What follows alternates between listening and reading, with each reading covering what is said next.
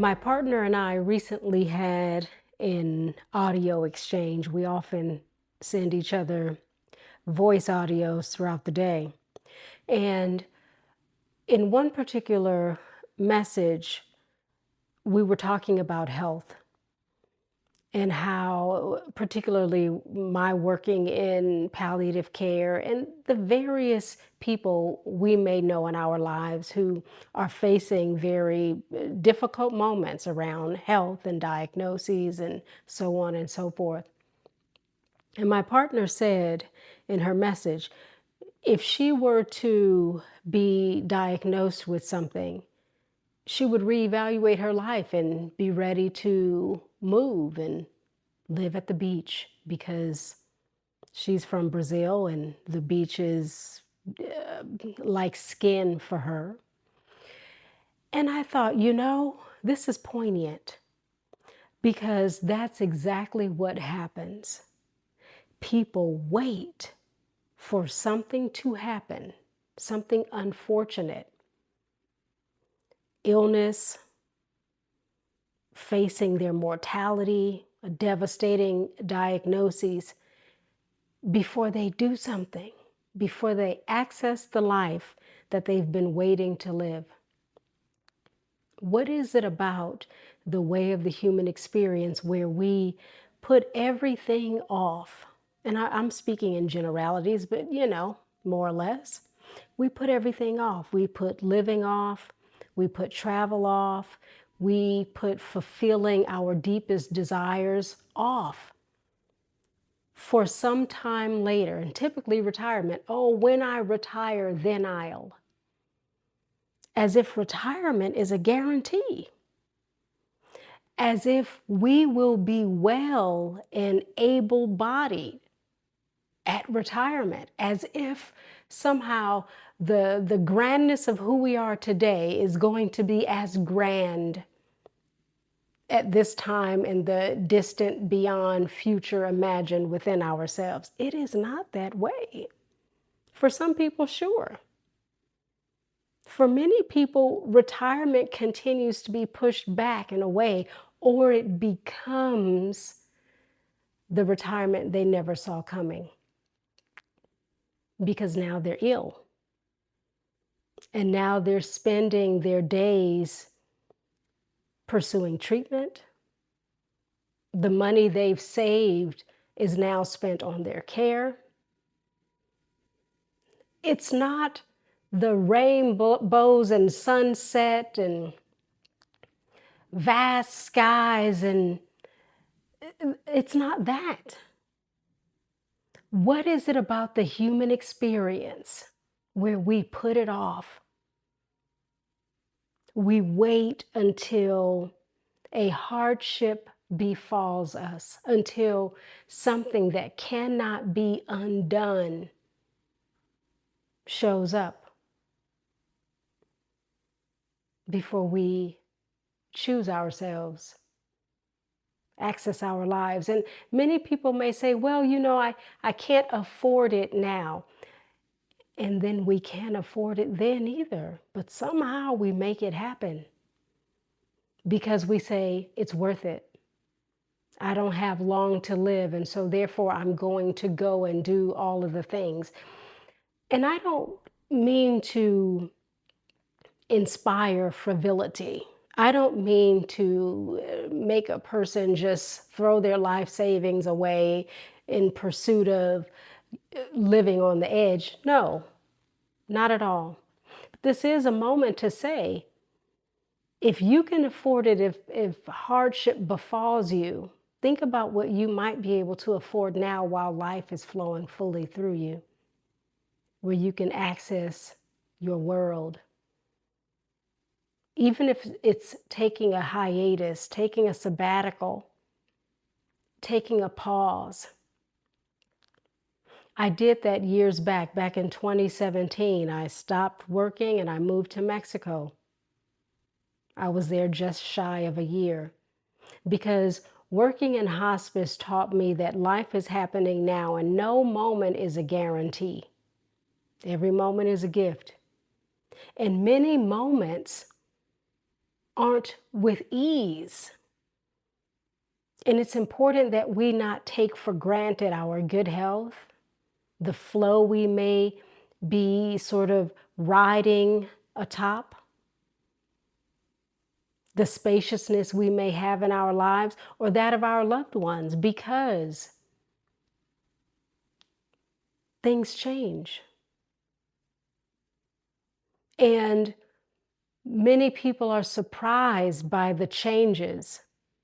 And you know what's interesting is that we have to find a path where we're less surprised, because life and all of its happenings are inevitable. They're constantly arising. And it's not just for those people over there, I'm exempt. Every moment that we are well and whole and able is a moment to celebrate. It's not that illness is an aberration. It comes along once in a while here and again. But no. All things exist. There's a simultaneity of all things, of health and of devastation, of life and of loss. And I'm inviting us all to just pause and ask ourselves, what are we postponing? What are we putting off for some future time fathomed in thought and imagination that we have no idea will ever birth, will ever crack through the soil in that time? What are we putting off? Are there things that you've been wanting to do that you talk yourself out of doing for all of the above and below and sideways reasons? Are there? And when do you do those things? When you hope you reach retirement and still feel well and be able? If you're met with unfortunate news, when? When do you access it? And so this is something that I will be sitting with, I am sitting with in all of the moments, and my partner, for us to reflect and give thought to, truly, if we were to design our life right now while we are still A-OK, what does that picture look like? What is the design, the layout, the energy, the rhythm, the essence, the soul, the heartbeat of that life? And in the same way that we cannot live holding our breaths, how are we leaving this picture sort of on this continual inhale and not having the release, the exhale, the continuation of its birth and its breathing? How? So today, and as you move about the week, as you move about the days of your life, give it some thought. What am I postponing? And what makes me think that's a guarantee? And if it isn't, what might I change now, if anything? Perhaps nothing, but perhaps many things. And that's the exploration. That's the entering in. May we not wait for news to show up knocking at the door that time is short, before we give thought to a life that we truly desire, or that we give thought to whatever it is that we're putting off, and begin moving closer to that, so that we do not miss the full moments of our now lives. Because what is more important than living fully in the fullness of our lives while we are really, really able, and witnessing those we love and care about do the same?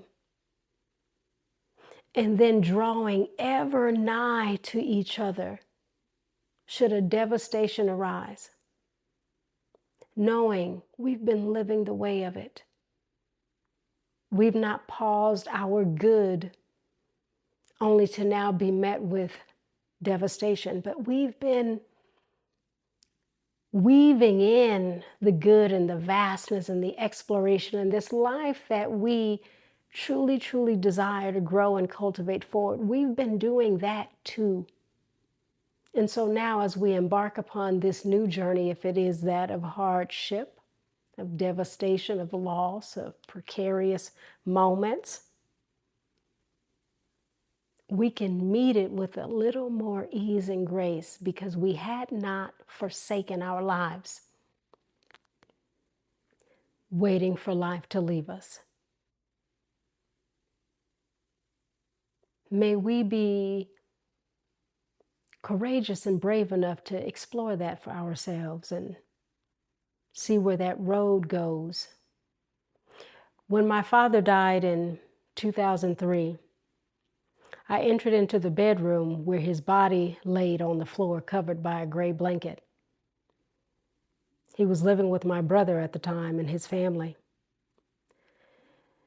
And I sat on his bed, and there was a newspaper my father had written atop in very wobbly handwriting, and his penmanship was so beautifully artistic.